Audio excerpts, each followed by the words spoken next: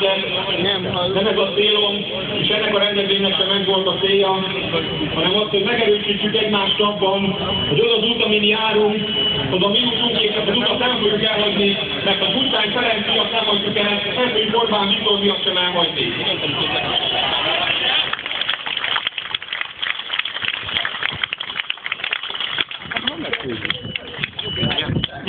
Nem szoktunk ígérgetni, hanem mi igyekszünk inkább tettekkel bizonyítani azoknak az embereknek, akik bennünk bíznak. Ugye, most sem ígérek, nem csak jelzem, és üzenem mindenkinek, hogy Jobbik minden bajba jutott megvezetőjükön segíteni fog, illetve mindent meg fog tenni az életükben. Azokat is, akiket ilyen rendezvények miatt megzámláltatjuk, hogy az igazságszolgáltatás, azok, akiket politikai hovatartozásuk miatt kirúgnak, eltávolítanak, és azokat is, akik bármilyen másokból ennek a politikai helyzetnek az áldozataivá válnak. Mi nem fogjuk feladni ezt a küzdelmet, mert nem magunkért küzdünk, hanem a hazánkért, a gyermekeikért, az unokáinkért.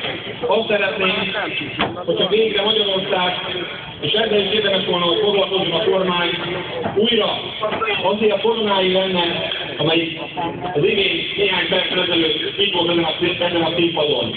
Mert Magyarország a Szent Korona országa, és a Jobbik pedig a Szent Koronáért küzdő párt a magyar parlamentben hosszú-hosszú idő után, és ezt a harcot mi akár az évünkkel is, akár az életünkben is, be fogjuk fejezni, és Magyarországot újra vissza fogjuk vezetni a történelmi jogfolytonosság útjára.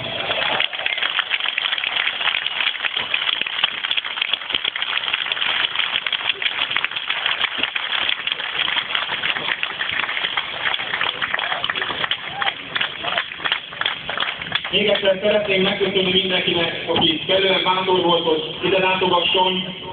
Üdvözlöm a Magyar Nemzeti Gárda tagjait, és kérek minden itt, hogy még egyszer olyan magyarosan köszöntjük egymást szeretettel. Adjon az Isten!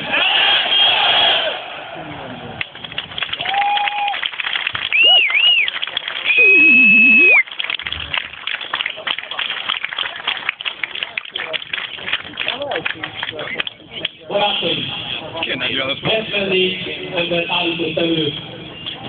Majdnem azt mondtam, hogy egy Gyurcsány rendőrség. De tulajdonképpen azt hiszem mondhatom is.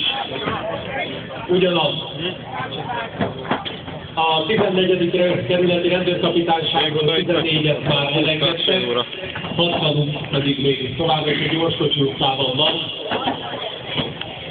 Úgyhogy nyugodtan ki lehet jelenteni. Itt nem volt kormányváltás.